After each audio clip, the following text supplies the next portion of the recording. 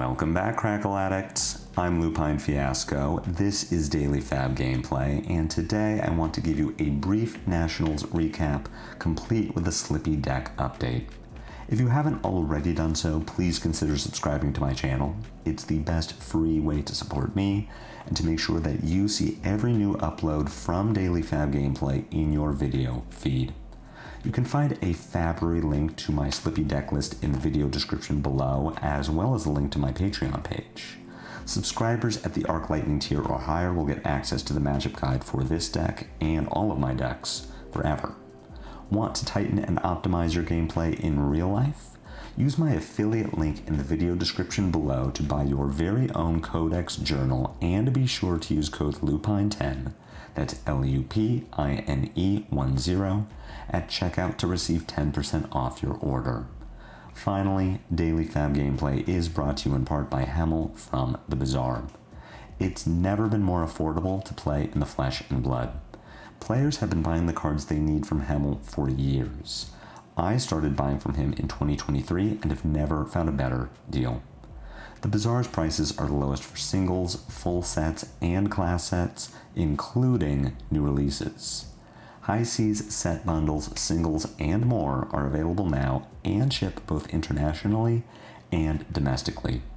Message Hemel on Blue Sky, Discord, email, or Twitter to see what he can do for you.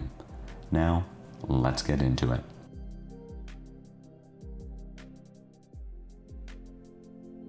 U.S. Nationals happened this last weekend in Las Vegas, Nevada, and I was in the city a few days before the event started as part of the week-long Metal Fab Tokens team testing house.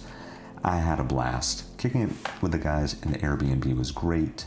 We got a lot of good CC and draft reps. The Westgate is always a fantastic venue. I love slot machines, specifically giving them my money and getting nothing in return, so that was great. It was fantastic meeting fans of the channel, people that I follow and correspond with online, the content creators that I watch. I think this was my most social event that I've been to, which was great because that didn't necessarily translate to tournament results, but it was still a ton of fun. I brought Arachne Slip Through the Cracks to the Classic Constructed portion of Nationals. I had wanted to try out a new hero. Internally, we were working with a Death Dealer New Horizon Marlin list that seemed like a lot of fun. Sort of like Bad Lexi, you could do really obscene things with Rain Razors, 3 of a kind, and the interaction between Death Dealer drawing a card and Marlin letting you load an arrow when you draw a card. You could have these really obscene turns. But the deck didn't immediately click with me. And given the truncated nature of our testing period, the fact that we had about a week leading up to the testing house, and I was very busy during that week, and then a week to actually test with the physical cards before the Nationals event, didn't seem like the best way to spend my time, considering that I also needed to put in a lot of reps to High Seas Draft, which is a fantastic experience, so much better than the Hunted that came before it, but is a very deep set and really rewards some fundamentals that I don't have a strong grasp of, specifically pitch stacking. So I felt like it was a better use of my time to get those draft reps and just roll with my CC deck that I had played in ProQuest Singapore season and that I at least had some reps on, and that was Arachne Slip Through the Cracks.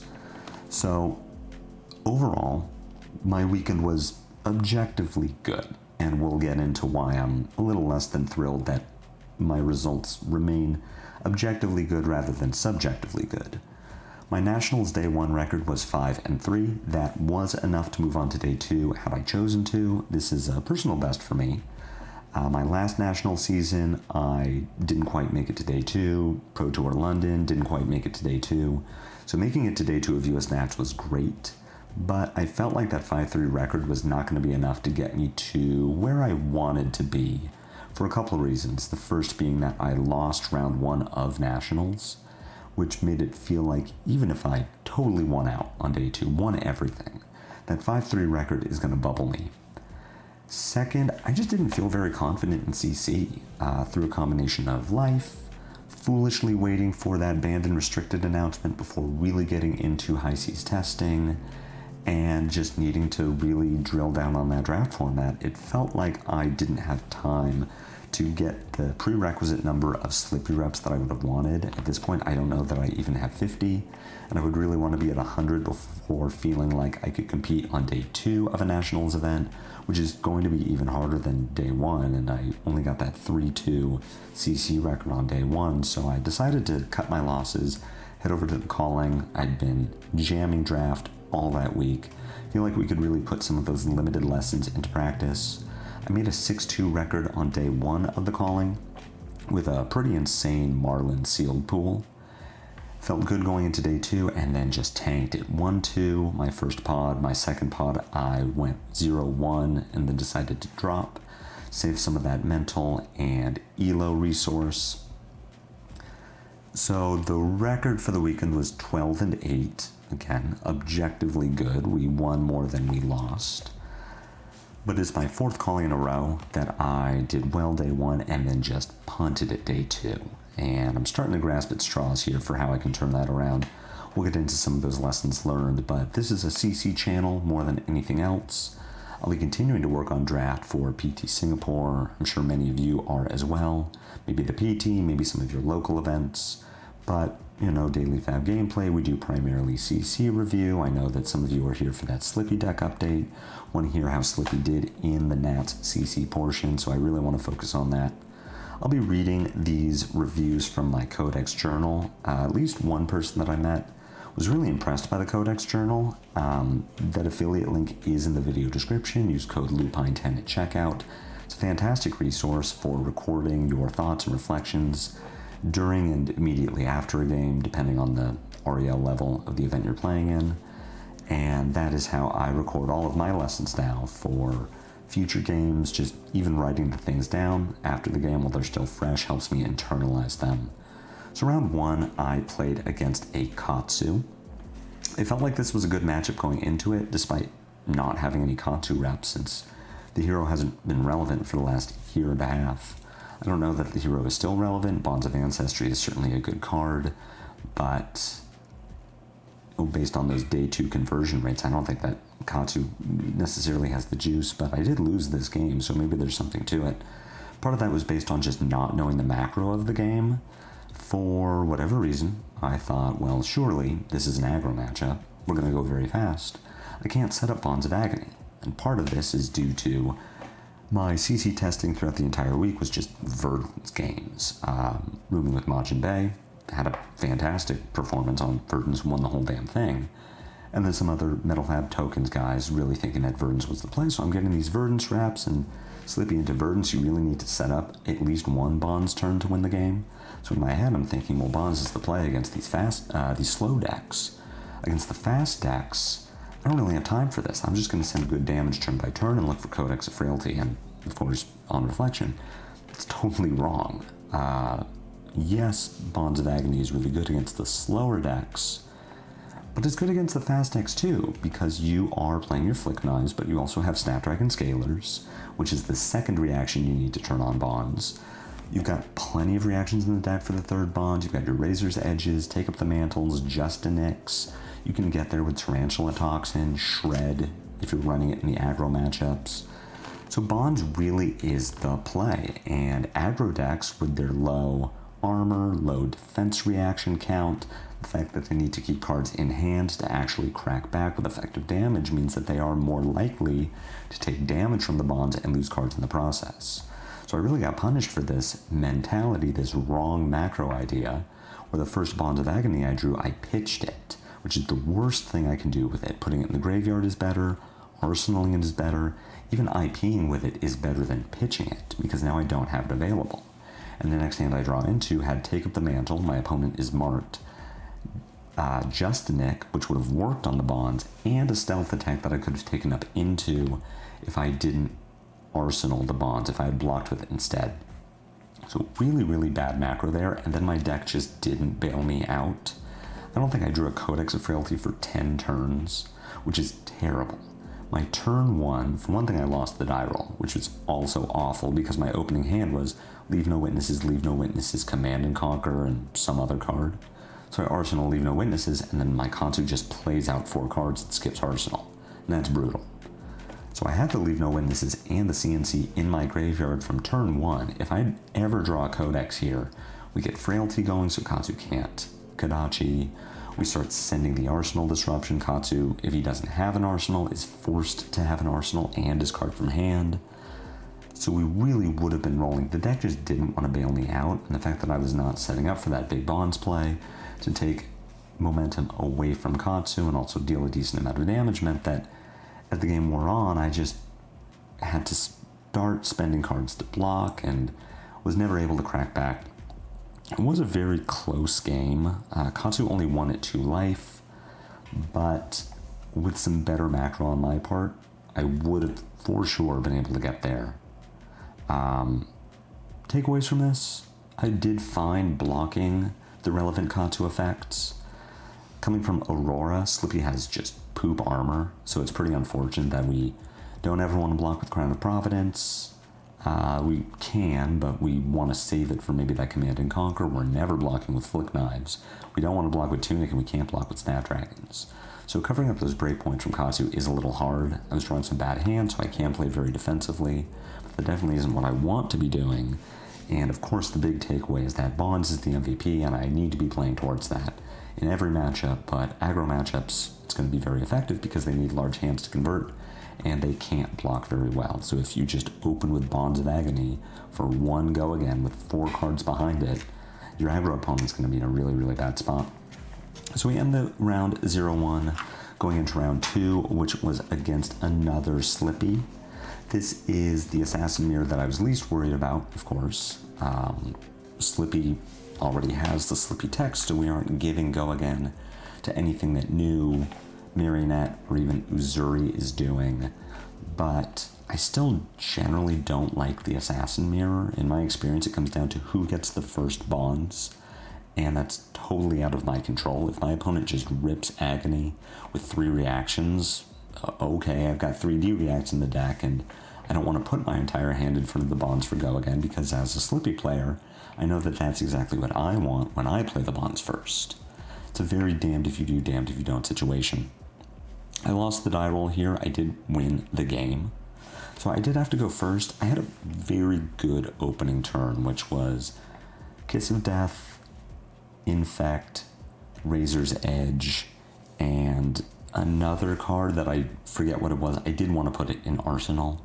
So I sent some damage, which is not something I usually do in an aggro mirror. I don't want to let my opponent filter, and especially against Assassin, I don't want to let my opponent filter because any Leave No Witnesses or CNC that they block with just sets them up for Codex of Frailty. But with the Kiss of Death in hand and Flick Knives, it's too good to not attack. So we send Kiss for 3 go again. Opponent puts 6 in front of it, expecting the Razor's Edge, which I don't play. I send Infect for 3, opponent blocks it for 3. This one I do Razor's Edge, and I also flick the Kiss of Death. So we're pushing 5 damage, putting our opponent to 33, and giving them a Blood Rot. And then we did Arsenal a Leave No Witnesses. That was the 4th card in hand. So our opponent pays for the Blood Rot, plays out some attacks.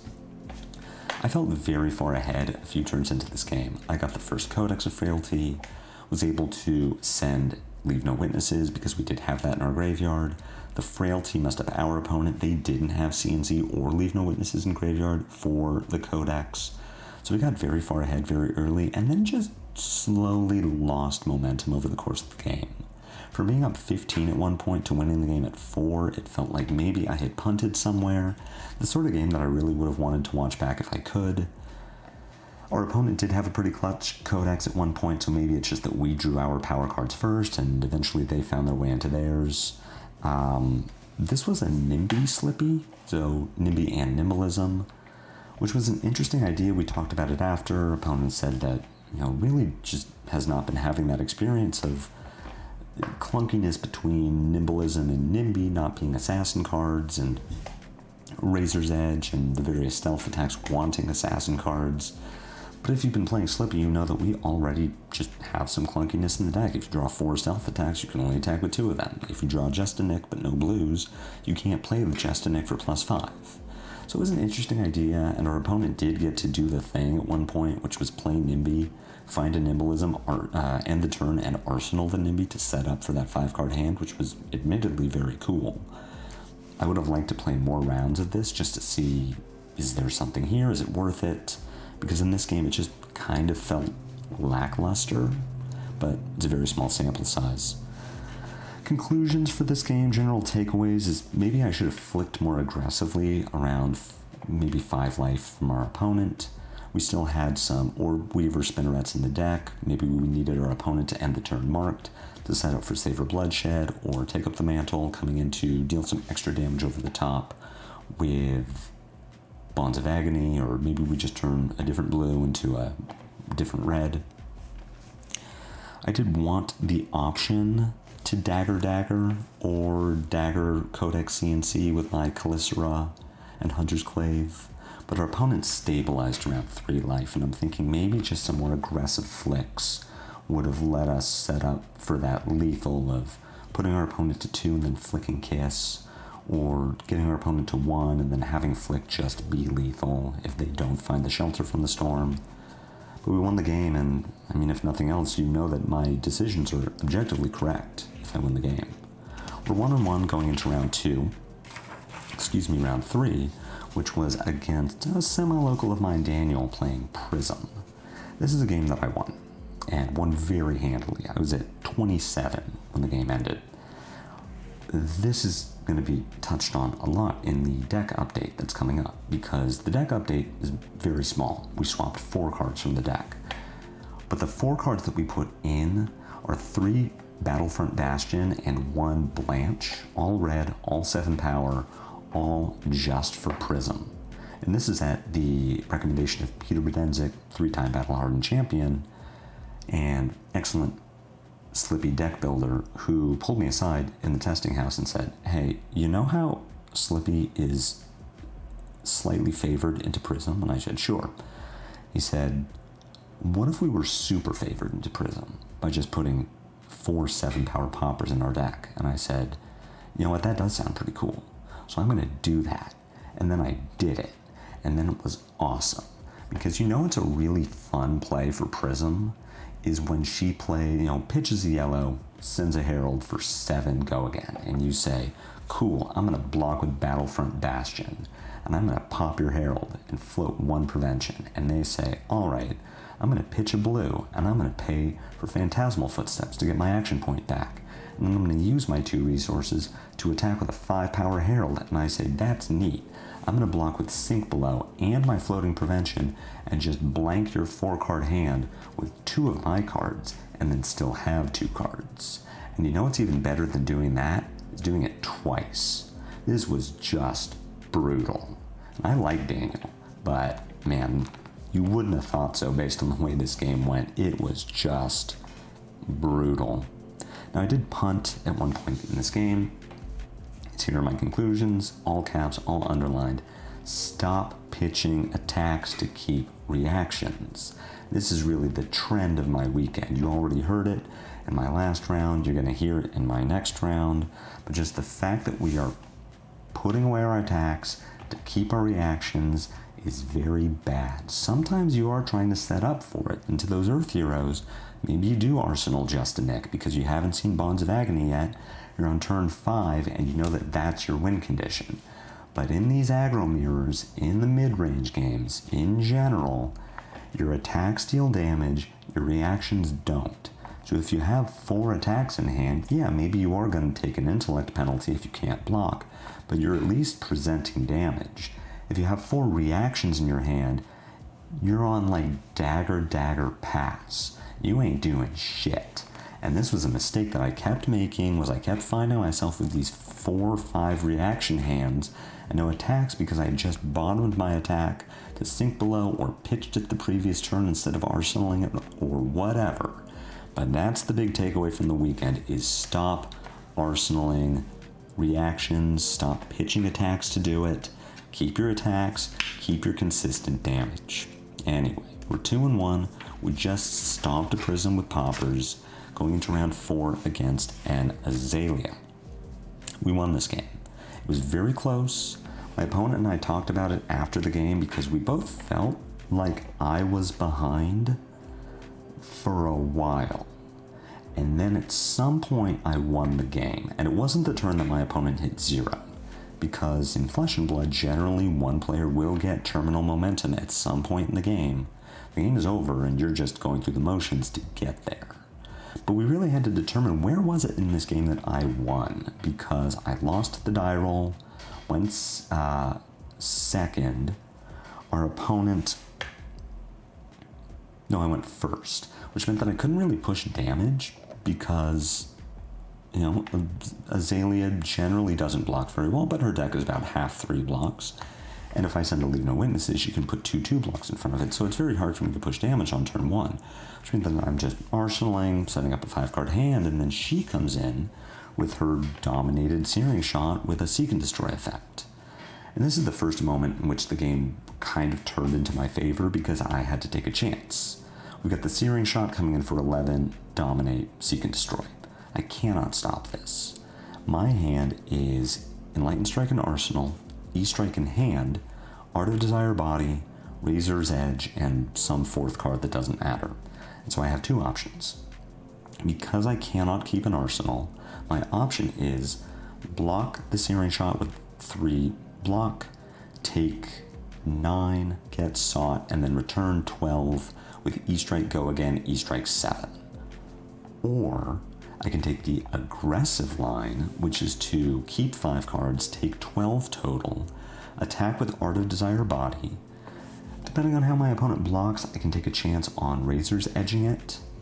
If I hit a red off the top of Azalea's deck, I gain a life, draw a card, and now I'm back to a 4-card hand, so I get to E-Strike 5, E-Strike 7.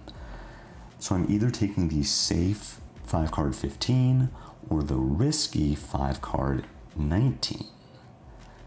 5-card 19 is obviously the higher upside play, but it depends on 3 things. Does my opponent block the Art of Desire Body? If they do I play the Razor's Edge? If I play the Razor's Edge, do they have the defense reaction to cover up the extra 3? And if they don't, and I hit, do I flip a red? Azalea is a red line deck, but she does have some yellows, she does have some blues. It's not guaranteed that I'm going to hit a red off the top, and if I don't, then I'm either losing a card to the Seek and Destroy, or I'm having to break my Snapdragons, because my line is now E-Strike bottom draw, Snapdragons E-Strike 7. But I decide to take the aggressive line. I take 12 from the Searing Shot, play the Art of Desire, it does get blocked, I do Razor's Edge it, Azalea does not have the D-React, I do flip a red off the top, meaning I gain a life, draw a card, send 12. So we've turned this into a 5-card 19 compared to Azalea's 4-card 12, which means that we are already up. From there, we play the value game. I did punt pretty hard on a Codex of Frailty play. Our opponent plays Codex, gets back, I think, Searing Shot maybe. Something, you know, Azalea doesn't have that 1-card Arsenal disruption, so we block with our Crown of Providence because my hand is Pain in the Backside Codex of Frailty, and my arsenal is Art of Desire Body. And in my head I'm thinking, well, if I turn this Art of Desire into a new stealth attack, I get an extra point of damage because now the Frailty doesn't matter. What instead happens is I draw a Take Up the Mantle, which I cannot play on Pain in the Backside, and because I'm frail, pitching it to a dagger doesn't do damage. So I've turned what was potentially a 1-card 6, 2 damage, 1 life, draw a card, into a 1-card 0. And like I said last round, stop pitching reactions. Stop pitching attacks to draw reactions. Stop valuing reactions. But the Codex line was good. It pushed a little damage. It gave Azalea a Frailty, which meant that her next Heat Seeker plus Lace with Inertia only came in for 7, which I was able to block effectively, rather than letting her draw a card for the arsenal and giving me inertia. And from there we just got ahead, stayed ahead, won the game. Takeaways from this are block as much as I think I should. The really great thing about Slippy against Azalea is that all of her cards block 3, and half of her cards block 2. Sometimes if she has Rain Razors, they block 0.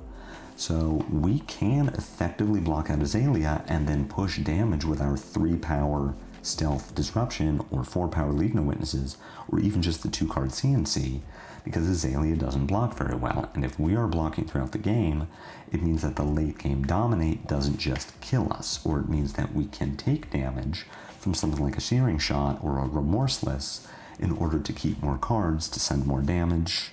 Finally, Azalea just is not a deck that is designed to block. Like I said, half of her deck blocks 2, and the half that does block 2 really, quote-unquote, attacks for anywhere from 3 to 5. So Azalea is not going to block. Just assume that she won't. Yes, she plays some defense reactions, but going back to that Art of Desire body line, assume that Azalea is not going to block it. We're 3-1, we're feeling great, we're going into our last round of CC, and we run into a Kano. We lose this game by just that much. Ain't that how Kano always goes? This was a close one. Had a great conversation with my opponent after the game on what I should have been doing throughout the 3 turns that the game lasted, and even how to navigate Kano's kill turn. So the 2 big takeaways here are, for one, I need to flick knives more frequently in this matchup. You know, being results oriented, Kano won the game at 1 life, and if I had flicked a Clave on turn 1 or 2, then Kano would have died, because my turn 3, I flicked a Kiss of Death, and my turn 4, I was dead before I could flick. So if I had flicked a Clave on turn 1 or 2, and then I get that extra point of damage, Kano is marked, which is maybe relevant. I did play an Orb Weaver Spinneret, 4+3, but didn't have an empty dagger slot to equip a Calicera, which is potentially relevant. So because these games only go 3 or 4 turns, we really want to maximize the value of our flick knives, which means that you want to flick a Clave on turn 1 or 2. You want to keep your second Clave for a Bonds of Agony or Double Trouble, but you can definitely flick that first one. The second piece of advice that I was given that I can now give to you, a mistake that I've been making, is don't tunnel vision on the Aether Wildfire. Now sometimes you don't have the life total to not tunnel vision the Wildfire. Sometimes you're at 10, and Kano's line is going to be like Wildfire into Open the Floodgates into Blazing Aether. And it doesn't matter that they don't surge the floodgates, it just matters that if you take damage from the Wildfire, then the Blazing Aether kills you. So sometimes you do have to care about that Wildfire, but I was at 29 when Kano started to kill me. And in that case, because Arachne plays AB3 Spell Void 3, you have the potential to AB3 the Wildfire, take damage from it, let them surge the floodgates, then put AB3 Spell Void 3 into the floodgates to stop the surge, because the Wildfire damage isn't what kills you, the card draw is what kills you. So in this particular case, Wildfire comes in for 7, Kano has a 3 resources left over, which can pay for Metacarpus nodes and open the floodgates. So the way that I stop the floodgates from surging is to AB3 the Wildfire, take 4. Floodgates plus nodes plus Wildfire means that it is surging for 5. And here is where I can AB2 Spell Void 3 or AB3 Spell Void 2. I only take 2 damage from these yellow floodgates. It doesn't surge. And then the Blazing Aether comes in for 4 plus 2 plus 4 for a total of 10. I have taken a total of 16 off of my 29. I'm at 13 and Kano just dies. So that was really good advice. Now in this case, I was 1 resource short of being able to do that. Kano's at 1, I have 4 cards in hand, no arsenal, so I send Art of Desire Body for 3 go again. My intention here is to flick a dagger. Kano knows that, so Kano goes. I only have a yellow and 2 reds in hand, which means I am 1 resource short of being able to AB3 and then AB2 the floodgates, and I just blow up. But it was really, really good advice. So, thus ended my CC run through Nationals. I was 3-2. I do feel like the Katsu game was definitely winnable. The Kano game was maybe winnable. We also talked after the game. My opponent told me that he had forgotten that I have flick knives because I just hadn't used it until I flicked the kiss, which put him to 1 and took him by surprise. If he had been at 2, he would have just died because he would have forgotten that I could do that. To which my thing was, well, if I flicked a clave on turn 1 or 2, like you told me, you would have remembered that I had flick knives and maybe you would have blocked different. He's like, yeah, maybe. But you did kind of low roll me and I did the Kano thing. I was like, well, sure. So winnable in a different circumstance, and now I feel more equipped for my Kano games. And like I said, go 2-1 in my draft portion, dropping 1 game to Rhea Adams' insane Gravy Bones deck. I don't know if she won her pod or not, our pod. But 5-3 Nationals felt good. First day 2 in a tier 3 in a Nationals or Pro Tour event. Big improvement over the last Nationals. Just, you know, I'm tired of crapping the bed on day 2s. Doing objectively well. Would love to do subjectively better. But thank you for listening to me prattle on about my Nationals event. I hope this was entertaining. I know I'm no Majin-based story time, but I mean, the man's a U.S. Nationals champion, and I'm just a day 2 scrub, so we'll chalk that up to a skill issue. Very proud of Majin. He was my roommate in the Metal Fab Token Airbnb, and I'm not saying there's a causation between being my roommate and becoming a U.S. Nationals champion, but I mean, there is correlation. Let's get into this Slippy deck update. This is, of course, the free Arachne Slip Through the Cracks deck list that is available on Fabory now. There is also the patron version, which is available for subscribers at the Arc Lightning tier or higher. See this matchups tab? See how there's nothing in it? Do you want there to be something in it? Do you want there to be something in it for every hero currently legal in Classic Constructed? Subscribe at the Arc Lightning tier. Head over to Discord, check out the Patron Decklist channel, and you too can populate your Matchups tab. But what we care about is the Versions tab. I told you, this is not a large update. There are 4 swaps. We have cut 3 copies of Spreading Plague, which generally I did enjoy, especially in a meta with Florian blocking with Face Purgatory and 2 cards from hand, or Verdance giving you equipment plus card from hand plus potential defense reaction. But it costs 1. Your opponent needs to block. Sometimes the Verdance isn't going to block. Sometimes Florian has Channel Mount Heroic out and isn't going to block, and Spreading Plague is just a dead card. So we cut that. We cut Mask of Deceit. These are both at the recommendations of Peter Podenzik. He thinks that the Assassin Mirror is very winnable without Mask of Deceit, that New and Marionette just aren't built to do the aggro thing. Marionette can be tricky if they flip into something like Black Widow and get to send Kiss of Death Go Again, turn it into the Black Widow effect, and then flick it for the Black Widow effect. But New in particular, I do agree, she just isn't built to do the thing. So a lot of the time, New is going to send that crummy little stealth attack, that blue 1-power Bonds of Attraction, and is going to just nick it, and you're going to lose some cards, and then she's going to arsenal her card in hand and pass the turn.